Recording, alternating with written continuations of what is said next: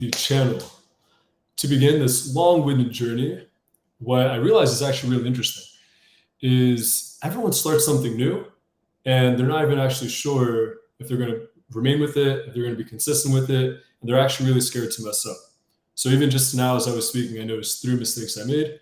All good. We're not here for that. Subscribe, stay along. But the main thing we're going to focus on now are these 7 books that I've read that I would really recommend to any person read. I would say there's a couple books in here that are a little more geared towards men, but aside from that, I recommend these 7 books if you just want to have a more holistic view of the world. You want to basically dabble in each area that is necessary for your well-being in life and just to be a better person. So, all right, we're going to go through it. Here we go. First book on the list, we got Socrates Meets Jesus by Peter Kreeft. Now, it's a pretty serious book to start this off with, but the book's premise is that it's history's greatest questioner, Socrates, confronting the claims of Christ, and he does this in a very fun way. So I really recommend this book because it's going to challenge your notion of pure philosophy and also religion. And not to proselytize, but this is the book I read that nudged me from going basically agnostic to actually converting to Christianity fully and getting baptized in the Jordan River in Israel. But that's a different story for another video. But yeah, Socrates Meets Jesus, quick read. It's going to expand your philosophical brain and your religious brain and just challenge the way you think.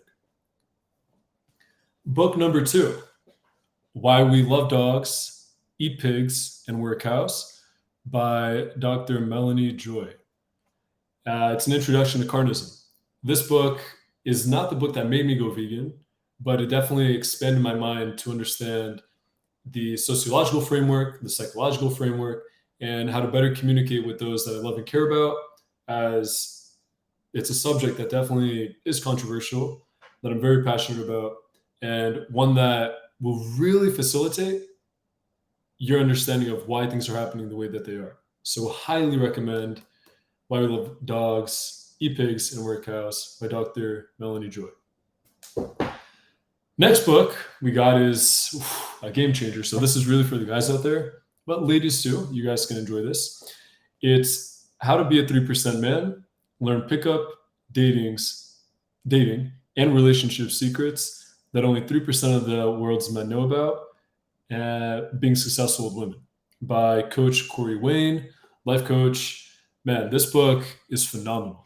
I put this book off for a couple of years, and it really just shifted my perspective about how to be more in myself, how to be comfortable with who I am when it comes to the dating scene. How the dating scene is really it's a process, right? You have everything you need, all the ingredients, but you got to know how you're actually going to cook the meal. So if you have everything you need for, let's say, a pasta or any other crazy contraption of a meal, you can have the ingredients, but if you're not following a recipe, you're going to skip to the end and you're not going to have the meal that you actually want. All that to say is, within dating that this book talks about, there's a certain sequence of how things are supposed to go, how you can build attraction, and what you need to understand is really going on in the process of women as well as men. Highly, highly recommend this book. This, I would say, is the best dating book I've ever read. I've read a couple dozen, so I highly recommend 3% Men. Next, we have 2 books that sort of go in tandem with one another. They're called Sapiens, A Brief History of Humankind, and Homo Deus, A Brief History of Tomorrow. And they are both written by an Israeli historian by the name of Yuval Noah Harari. Both of these books fundamentally give you such a unique perspective, a challenging perspective from the beginning of civilization up until today, which is more Sapiens, and where we're currently at to where the future may lie with Homo Deus. That's a brief generalization, but both books, man, I mean, if you could only take 2 books to learn about history, about how society works, these are the 2 you're going to need. This book, Sapiens, actually got me into reading. I wasn't a fan of reading, and Homo Deus really shifted me from, I would say, someone who just lives in the present, which is fine and it's great, but to also someone who can really envision what the future could look like in a way that's not speculation and not just science fiction, but embedded in some sort of reality that we have.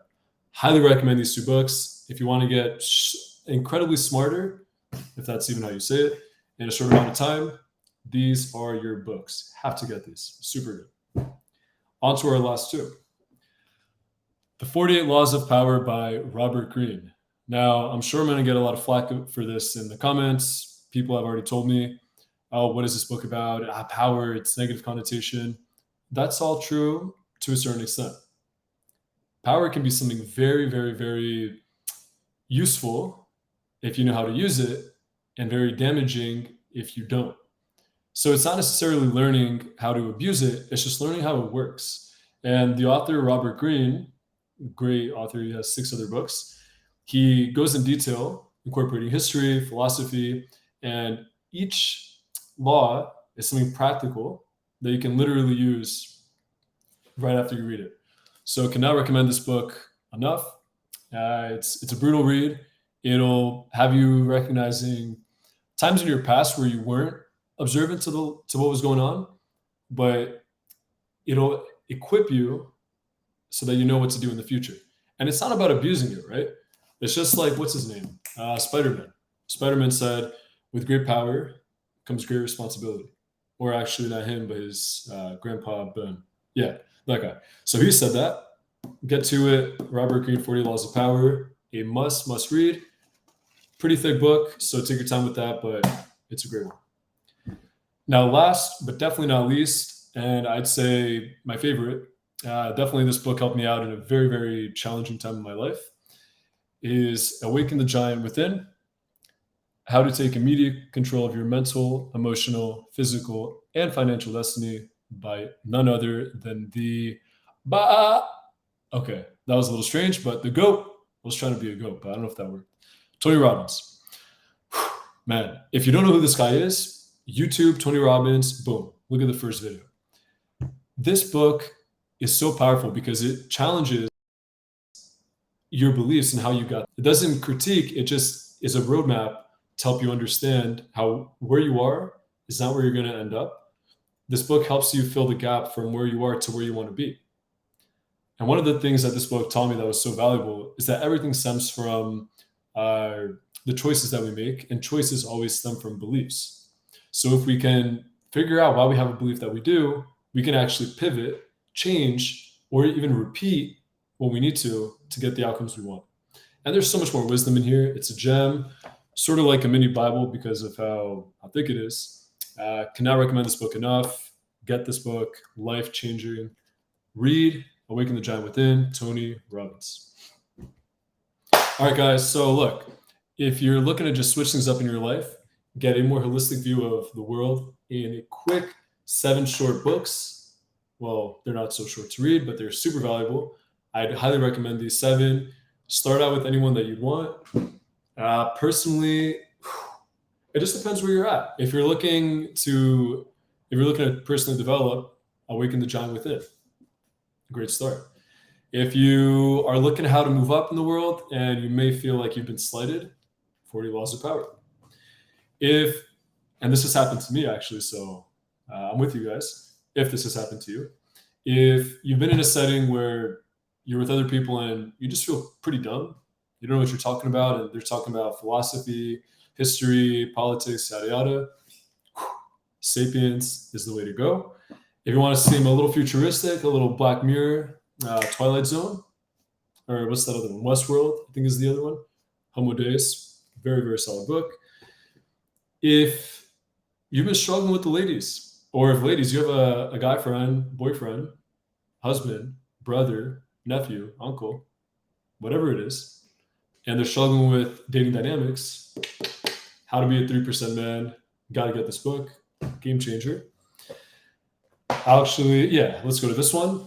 If you're looking to challenge belief systems, understand what those crazy vegans are all talking about, or if you love someone that's vegan, or even if you don't love someone that's vegan and you just want to see what their world is about, right here.